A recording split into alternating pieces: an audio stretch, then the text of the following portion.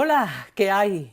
¿Qué tal están ustedes? ¿Bien? ¿Dispuestos a continuar un rato más en la sintonía de Déjate de Historias? ¿Verdad que sí?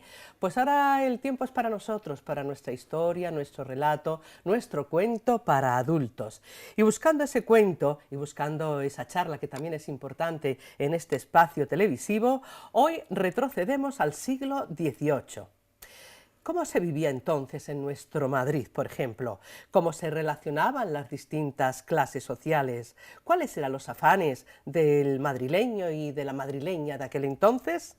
Nos va a hablar de todas esas cosas Juana Vázquez Marín, doctora en Filología, periodista y catedrática en literatura.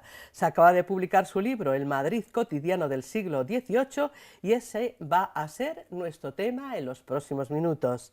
Juana, bienvenida. Gracias por aceptar nuestra invitación. Muchas gracias a vosotros por Oye, invitarme. hablemos ante nada, si te parece, de la situación histórica de nuestra España en el siglo XVIII, cuando ya estaban con nosotros los Borbones. ¿Es así? Bueno, los Borbones empiezan realmente en principio del 18 con la Guerra de Sucesión. Estaba pues el pretendiente alemán y el francés, y realmente en la guerra pues ganó el francés, Felipe V, y Felipe V llegó a España en 1700 y empezó luego después Fernando VI, Carlos III y Carlos IV, que son los 4 Borbones del siglo XVIII. Correcto. Y Juana, con la llegada de los Borbones, nuevas formas de vida o de ver la vida, ¿no?, para los madrileños. Muy diferente, porque habíamos tenido los Austrias, la antigua dinastía, que era una dinastía muy austera, incluso en la vestimenta, vestidos de negro, pocas fiestas, muy comedidos en todas sus fiestas, muy poco relacionado con el pueblo. Ellos eran los reyes y los demás eran súbditos. Sin embargo, los Borbones dieron muchísimo más abierto. Claro, el siglo XVIII fue el siglo de la Ilustración, Ajá, claro, de sí. todo por el pueblo, aunque decían sin el pueblo, pero realmente empiezan a dar fiestas, empiezan a abrir salones. Felipe V pues, venía pues, con una serie de séquito francés, su mujer también pues, luego fue italiana, también italianos, y España cambió por completo de costumbres, por completo, totalmente.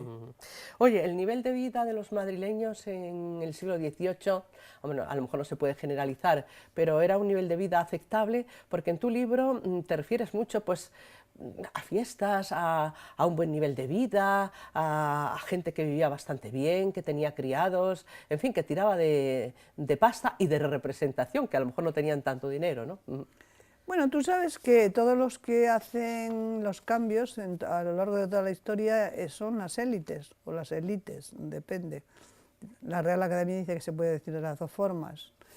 Y entonces, claro, yo me refiero mucho más a los nobles y a la alta aristocracia. Ajá, sí, sí. Y entonces, pues por supuesto, tenían muchísimo dinero, pero había pobres, había bastantes pobres. Es más, había tantos pobres en Madrid que se hicieron muchísimos bandos, decretos, leyes, para hacer que salieran de la capital incluso, Caramba. porque realmente molestaban demasiado.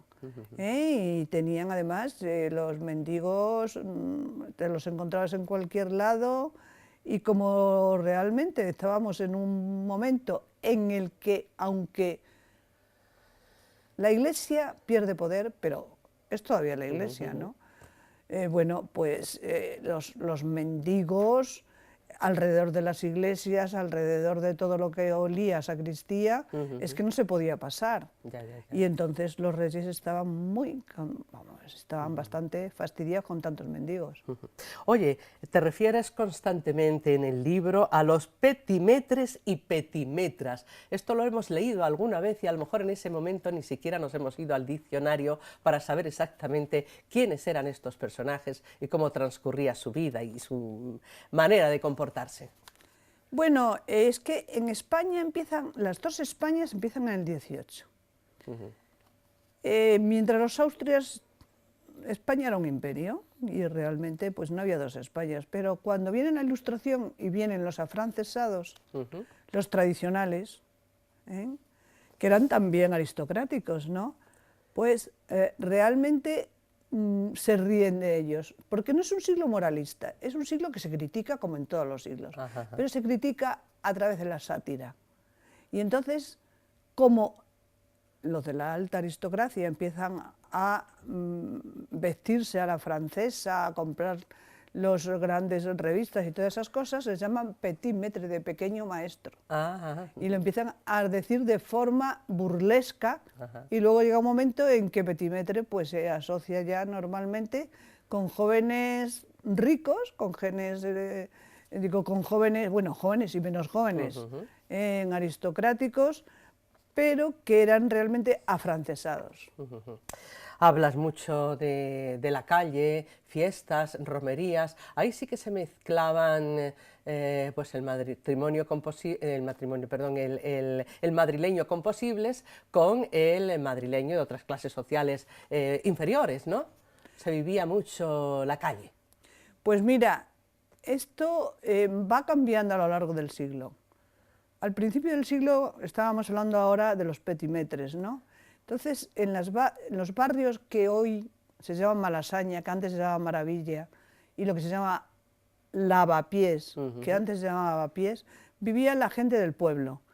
Y estaban hasta las narices ya de ser, bueno, pues de estar con tantos franceses y tantas costumbres afrancesadas. Y entonces hay como una reacción y empiezan las chulapas, las manolas, la gente de rompe y rasga, que es el pueblo.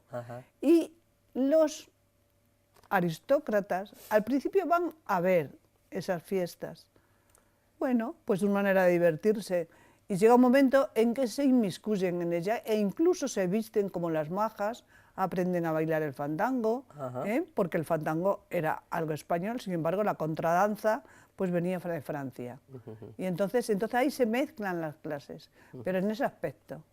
Oye, Juana, hay un detalle de todo lo que nos cuentas que me llama mucho la atención, y es que la señora de la clase alta, la señora de casa, la madre de familia también, se podía permitir el lujo de tener un amigo, como un amor platónico, incluso con el consentimiento de su esposo, lo cual era pues una práctica bastante extendida y digo yo que curiosísima, ¿no? Es curiosísima porque a la mayor prudencia y pudor está lo que se llama ese amigo que le llaman el cortejo. ¿El cortejo? El cortejo. El cortejo viene de Francia y también de Italia. O sea, lo heredamos, no es una cosa que nazca en España. Y era una persona, era un hombre que realmente cuando se levantaba la petimetra iba incluso a su habitación a abrocharle pues todo lo que nosotros llamamos sujeradores. A servirle el desayuno. A servirle el desayuno, bueno, el desayuno se lo servía la que tenía, la criada, pero realmente él estaba en todas las cosas al lado de ella.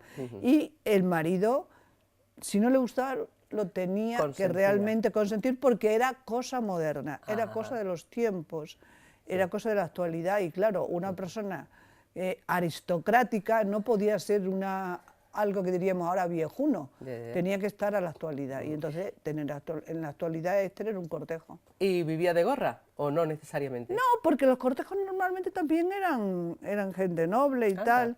Ahora, y cuando eran cortejos que no tenían mucho dinero, pues se ponían incluso unas camisolas que no tenían siquiera espalda, y luego se ponían encima la chupa y no se les veía.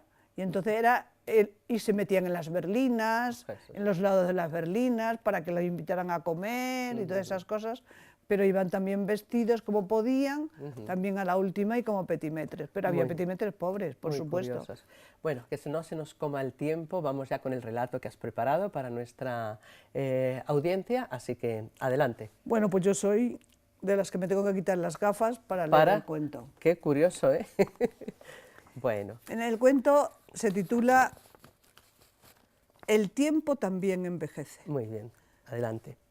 Era una anciana y su circulación sanguínea estaba muy mal, muy mal.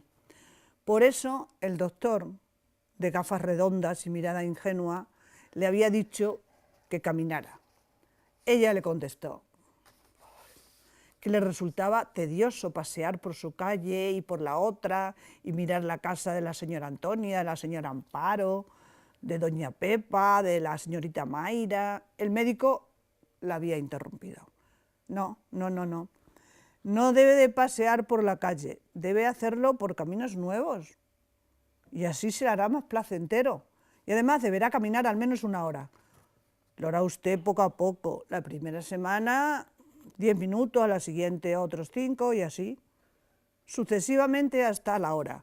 Si no lo hace, quedará pronto inmovilizada, lo que quiere decir paralítica, no se moverá. Y claro, llegó un momento en que la señora se lo tomó en serio y empezó a caminar. Y empezó con 5, 10, 15, hasta que un día muy contenta, pues realmente le venía la contentura de que ese día iba a caminar ya el tiempo que le había mandado el médico, 1 hora. Y además iba a seguir un camino por el que transitaba o el que no transitaba desde hacía mucho tiempo. Había transitado, pero luego llegó un momento en que no transitaba. Porque le traía muy malos recuerdos, ya que allí, por ese sitio por donde iba a ir, había una finca como un paraíso, que tenía cerca de ese lugar, y por donde iba a andar esa tarde. Y es que le traía malos recuerdos porque esa finca, por donde iba a pasar, la tuvo que vender para pagar las medicinas de la larga enfermedad de su marido. Pues fin, no fin de esto, sino fin del camino, en el que Luciana fue hasta la finca y después de recorrerla, verla, lagrimear, etcétera, se volvió para casa. Una vez que llevaba caminando de regreso hacia casa un buen rato, se extrañó que todavía viera la vereda y la cancela de la finca. No podía ser. Debía de haber pasado por lo menos 1/4 de hora desde que salió de allí. ¿Qué pasaba? De pronto volvió a los recuerdos de su marido, de todo lo que había pasado, y ya un poco angustiada. ¿Qué pasa? Que no me muevo. ¿Pero qué pasa, Dios mío? Estoy en el mismo sitio de antes y ahora he caminado buen trecho, pues me he dado cuenta al pasar, por los zarzales estaban llenas de moras, sin embargo, sigo en la vereda, al lado de la cancela. No podía ser, se dijo con decisión. Prohibido los sentimentalismos y los recuerdos. Voy a caminar rápida, mirando los lugares por los que pase. Primero los zarzales, la cuesta, el arroyo, el camino ancho. Pues se me va a hacer de noche. ¿Y si sigo aquí parada? En la aldea se dio la voz de alarma. Era mucho más de las 12 de la noche y la señora Luciana no había vuelto del paseo. Algo malo le había tenido que suceder, pues no eran horas.